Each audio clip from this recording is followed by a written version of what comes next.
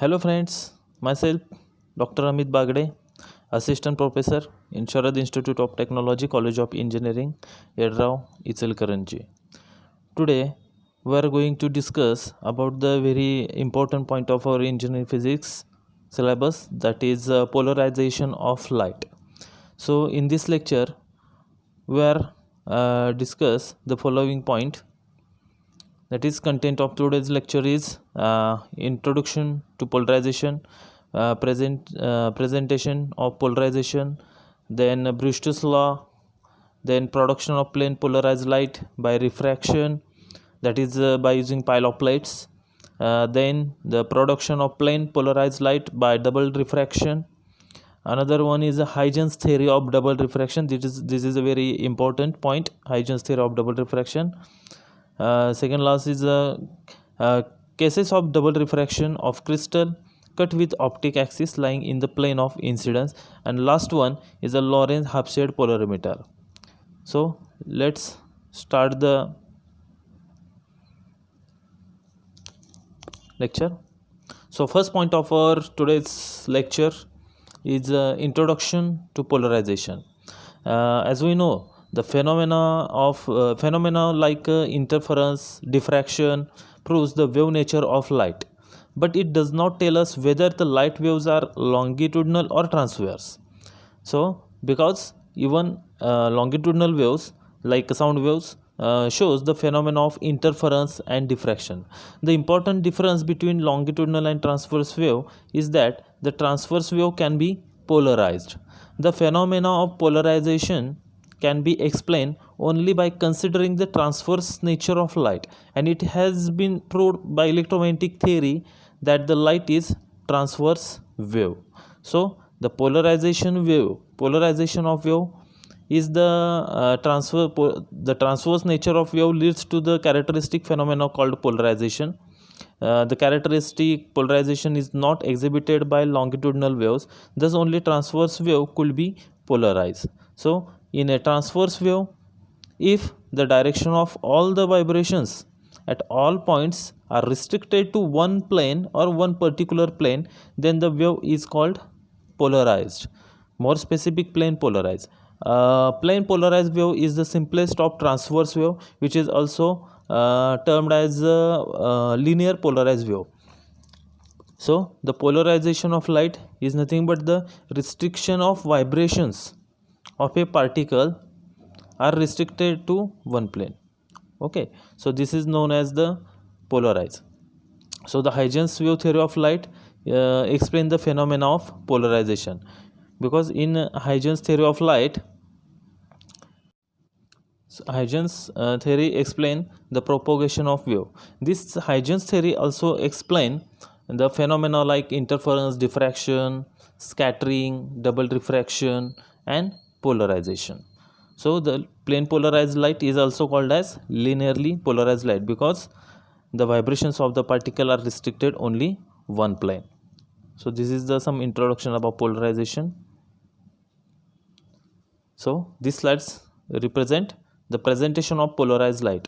So this figure shows the unpolarized light. So first question is, what is mean by unpolarized light? So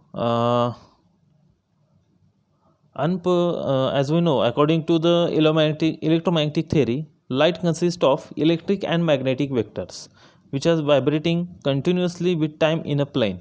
So transfers to the, and also this transfers to the direction of the propagation of light and to each other. So however, in explaining polarization, only the vibrations of the electric vector are considered. It does not mean that the magnetic field vectors are absent, they are present, but the drawing simplicity, they are not shown in the following diagram. So this is the unpolarized light, or this is the figure shows the unpolarized light. So in unpolarized light, the light having vibrations along all possible direction, as we seen here, the light having vibrations along all possible directions which are perpendicular to direction of propagation of light is called as unpolarized light. The vibrations are symmetrical about the direction of propagation of light, so it can be considered to consist an infinite number of waves, each having its own vibrations. Since unpolarized light has vibrations along all possible directions at right angle to the direction of propagation of light. It is also represented by star.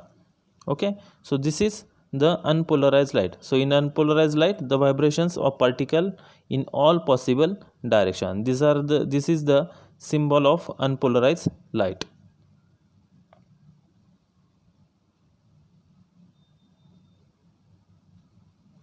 Another is the polarized light. So what is mean by polarized light? The light having vibrations only along a single plane, which is perpendicular to direction of propagation of light, is called as polarized light. The light having vibrations only along the single plane perpendicular to direction of propagation of light is called as plane polarized light or polarized light. Its vibrations are one-sided. Okay, its vibrations are one-sided, therefore it is dissymmetrical about the direction of propagation of light. The polarized beam of light has vibrations along a single plane. If they are parallel to plane of the paper, they are represented by the arrow as seen in this figure. If they are perpendicular to plane of paper, they are represented by dots or ray of the light as shown in this figure.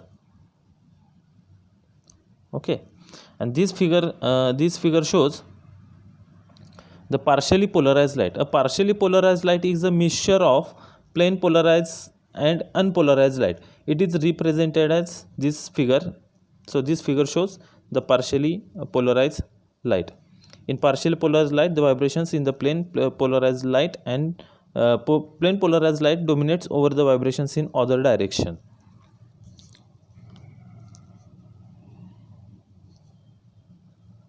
Brewster's law. Brewster's law. This is very important. In 1811, Sir David Brewster found that ordinary light is completely polarized. Okay, ordinary light is completely polarized in the plane of incidence when it gets itself reflected from transparent medium at a particular angle known as polarizing angle. So the Brewster's law states that the refractive index of the medium must be equal to tangent of angle of incidence. So this figure shows, as we seen here, suppose this is a denser medium or any glass medium. If the unpolarized light is incident onto the upper surface of denser medium, then light is partially reflected and remaining light is partially refracted. So this partially refracted reflected light is completely plane polarized light. So at a particular angle of incidence, the reflected light is completely plane polarized light. So from this figure or the Brewster's he also able to prove that tangent of angle of polarization is numerically equal to refractive index of the medium, that is mu is equal to tan IP, where IP is the angle of incidence, mu is the refractive index. So the arrow BC shows the reflected light, and the arrow BD shows the partially plane polarized light. Suppose consider the unpolarized light is incident onto the glass surface at a polarizing angle, suppose IP. It is reflected along BC and refracted along BD. So as we know from Snell's law, mu is equal to sin I upon sin R. So from Brewster's law, mu is equal to tan IP. Therefore tan IP is equal to sin IP upon cos IP. Okay, if you compare these two equations, that is mu is equal to sin I upon sin R and mu is equal to sin I upon sin IP upon cos IP, then we get the angle BCD is equal to pi by 2. Angle BCD is equal to pi by 2. So therefore reflected and refracted rays are the right angle to each other. So this is the Brewster's law. We state that the the refractive index of the medium must be equal to the tangent of angle of incidence.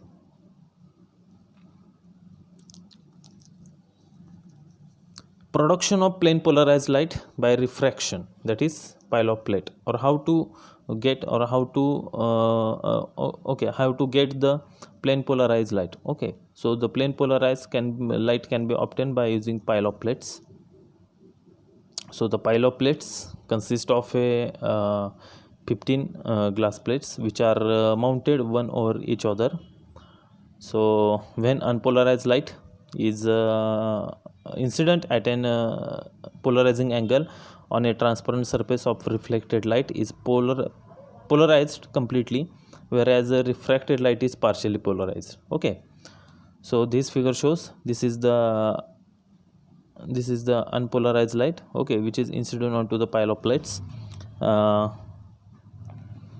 This is a symbol of unpolarized light. If more than one refracting surface, that is a stack of glass plates, are used in place of one, the process is repeated. Okay, at every surface the unpolarized component decreases. Okay, at every step at every plate the unpolarized component decreases, thus the polarized component becomes prominent, which gives almost plane polarized light in the direction parallel to the pile of plates. As I told, a pile of plates contains of about 15 glass plates placed in a metal tube of suitable size. The plates are kept at a 33-degree angle with the axis of tube, so that the incident polarized light is incident at polarizing angle at the first plate. So the first unpolarized light entering in the tube will undergo successive reflection and refraction such that the emerging ray is plane polarized light. So this is the production of plane polarized light by using pile of plates. So this refracted light is completely polarized light.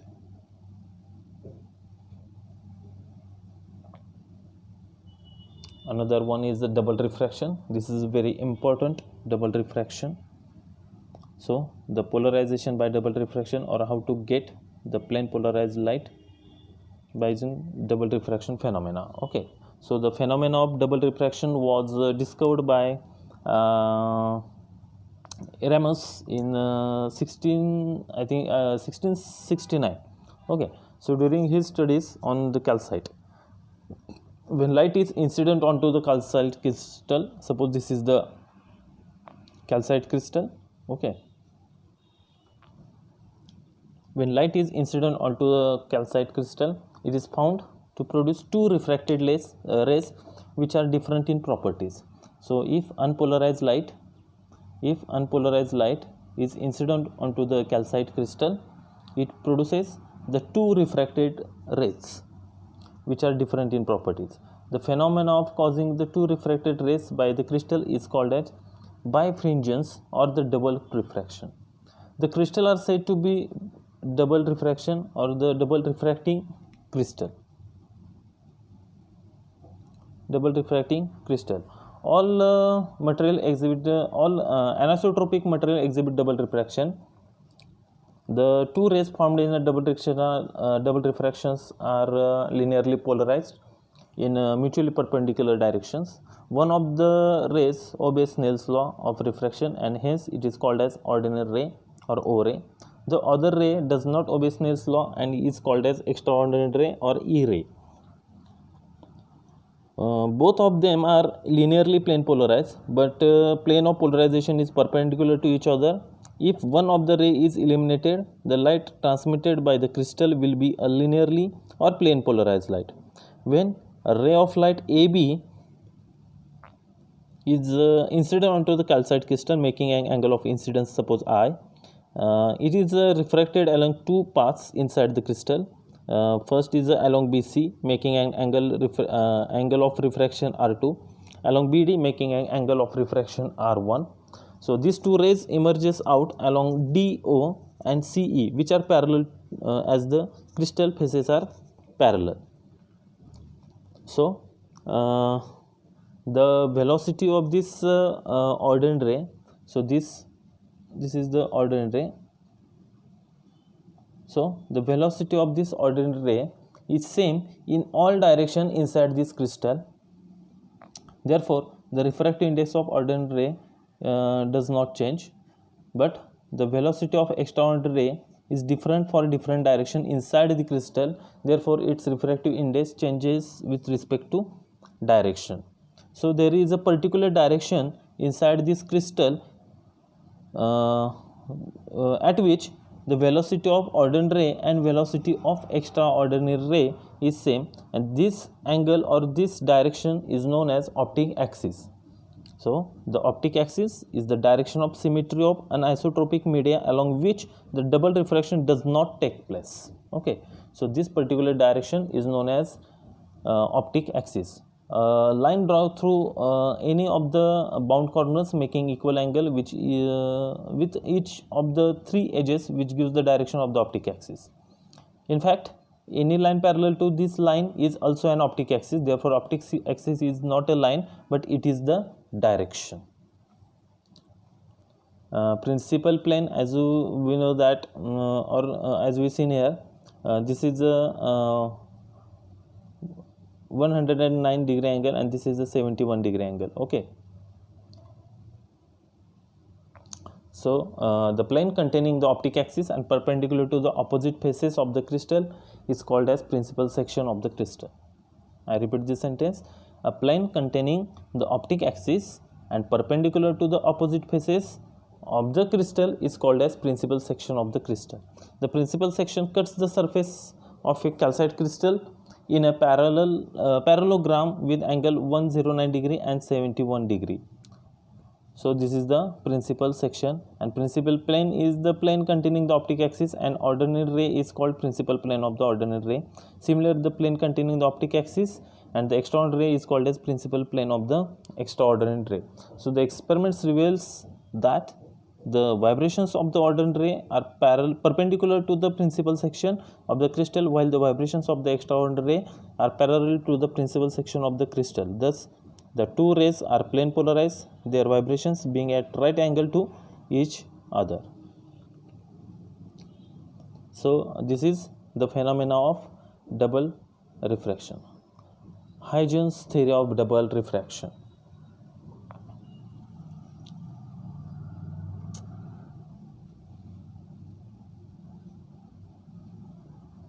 Huygens theory of double refraction. The Huygens, this figure shows the phenomenon of double refraction. Suppose this figure shows the phenomenon of double refraction. Okay, so the Huygens explain the phenomena of double refraction on the basis of principle of secondary wavelets. Huygens explained the phenomenon of double refraction on the basis of principle of secondary wavelet. He assumed that when a beam of ordinary unpolarized light strikes a double refracting crystal, each point on the surface send out two wavefronts, one for ordinary ray and other from extraordinary ray. So the ordinary ray travel with same speed. Suppose V0 is the velocity of ordinary ray in all direction, and the crystal has single refractive index, that is mu0 is equal to C upon V0 for this wave. Thus the ordinary ray has a spherical wavefront, as we seen here. So this is the spherical wavefront. The speed of extraordinary ray, that is VE, suppose V is the velocity of extraordinary ray, and this velocity of extraordinary ray varies with respect to direction. So the refractive index mu E is equal to C upon VE also varies with direction for this extraordinary ray. Therefore the extraordinary ray develops the wavefront in which is ellipsoidal or elliptical. Okay, so the velocity of VE measured in perpendicular to the optic axis. The velocity of ordinary extraordinary are the same along the optic axis, where when the ray are incident along the optic axis, the spherical and elliptical wavefront touches with each other at the point of intersection with the optic axis, and double refraction does not take place. So at the point of intersection, the double refraction does not takes place. If V0 is greater than VE, the spherical wavefront lie outside the elliptical wavefront. So, and such a crystal are called as the positive crystals. For example, quartz and ice, these are the examples of positive crystal. If the velocity of extraordinary is greater than velocity of ordinary, then the elliptical wavefront lies outside the spherical wavefront. Such a crystals are called as a negative crystal. The example of negative crystals are calcite and tourmaline.